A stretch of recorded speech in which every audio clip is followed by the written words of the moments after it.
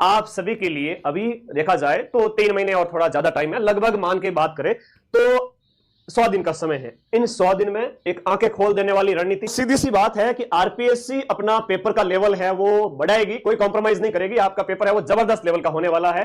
तो 72 नंबर जो न्यूनतम है वो जीके के अंदर आपको फोकस रखना है कि हमें एक बार के लिए ये क्रॉस करना है कि जिस विद्यार्थी के 80 नंबर 90 नंबर भी अगर जीके में आ गए, वो डंके की चोट पे सब इंस्पेक्टर बन जाएगा। ये मैं कह रहा हूं आप लोगों को।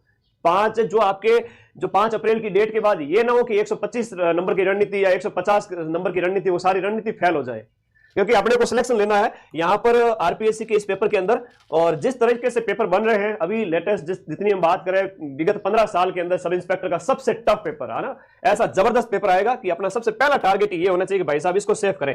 कैटेगरी वाले बच्चे, विशेष रूप से एमबीसी ईडब्ल्यूएस वाले बच्चे हैं, या एससी एसटी है, या दिव्यांग होगा नहीं, लेकिन जो अदर कैटेगरीज के जो बच्चे हैं एक बार के लिए इसको सेव करें। और हो सकता है इसके अंदर 15 नंबर 20 नंबर आप अपना इंक्रीज करें। 90 से 100 नंबर तो बहुत बढ़िया है ना, 90 से 100 नंबर बहुत बढ़िया स्कोर माना जाएगा। जिस दिन पेपर होगा उस दिन पता चलेगा कि वाकई में आपका तगड़ा लेवल आया है। ठीक है, मैं डरा नहीं रहा हूं, मैं ये कह रहा हूं कि सेफ स्कोर की ओर अपने आप को थोड़ा अपने आप को सेव करना है।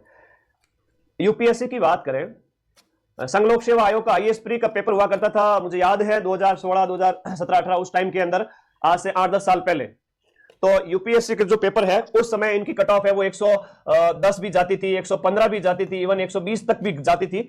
लेकिन अभी रिसेंटली 2020 के बाद ऐसा ट्रेंड देखने को मिला है कि यूपीएससी के इतने टफ पेपर बन रहे हैं कि जीके के अंदर जिसके 80 नंबर भी आगे 200 में से, वो तो भाई यहां पर आराम से आईएएस प्री पास कर रहा था। और जो ज्यादा नेगेटिव कर रहे थे उनका आईएएस प्री भी नहीं निकल रहा था। तो 40 नंबर का जो ये अंतर देखने को मिला जो वर्तमान में ट्रेंड की वजह से, ये मत सोचो कि सर क्या है ये 100 नंबर 125 नंबर तो आराम से आ जाएंगे। तो हमें थोड़ा सा सेफ खेलना पड़ेगा, तभी जाके सिलेक्शन होगा। जीके में बढ़िया स्कोर करो, हिंदी में कैसे स्कोर करना वो मैं। अब बात करते हैं एसआई टेलीकॉम का जो पेपर है, एसआई टेलीकॉम का जो अभी रिसेंटली हुआ है उसकी बात करें। उप निरीक्षक दूर संचार वाला पेपर, ये पेपर तो हर विद्यार्थी के पास में होना चाहिए। दुनिया भर की किताबें इकट्ठी कर ली, रिवीजन हो नहीं रहा है ना, ऑथेंटिक बुक्स के नाम पे पता नहीं दुनिया भर की किताबें इकट्ठी कर ली। तो अब इंडिया जीके राजस्थान जीके पे ज्यादा फोकस कीजिए। जैसे हम इसकी बात करें हिंदी वाले जीके वाले पेपर की, 30 से 35 क्वेश्चन हैं आपके राजस्थान जीके के, और राजस्थान जीके के, और 30 से 35 क्वेश्चन आपके इंडिया वाले पार्ट के।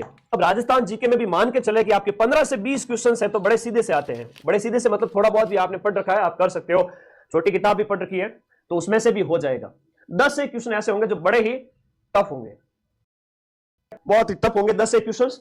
वहां पर आपको थोड़ी दिक्कत आ सकती है, तो उसको आप या तो स्किप करें, या फिर अगर आपका एलिमिनेशन मेथड से हो रहा है तो ठीक है, वरना ज्यादा रिस्क नहीं लेनी है। और इंडिया जीके के लिए अपनी इंडियन जीके रामबाण की जो बुक है, जिसमें इंडियन ज्योग्राफी हिस्ट्री पॉलिटी सब कुछ आपका 100 पेज के अंदर दे रखा है, 500 पेज की ये जो बुक है पढ़े। ठीक है, तो ये इंडिया जीके राजस्थान जीके पर फोकस करें। तीसरा पार्ट आता है आपका करंट अफेयर्स का, जहां के लगभग 10 क्वेश्चन आते हैं, तो करंट पे फोकस करें।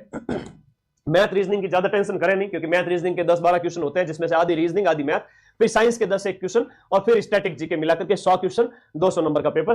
तो ज्यादा focus Rajasthan GK India GK current पे करें। और हिंदी के अंदर बात करें, हिंदी में आपको बढ़िया स्कोर करना है, तो आपको दोनों ये जो मैंने आपको पीडीएफ बताई है इनको तो रट ही लेवे। ठीक है, इनको रट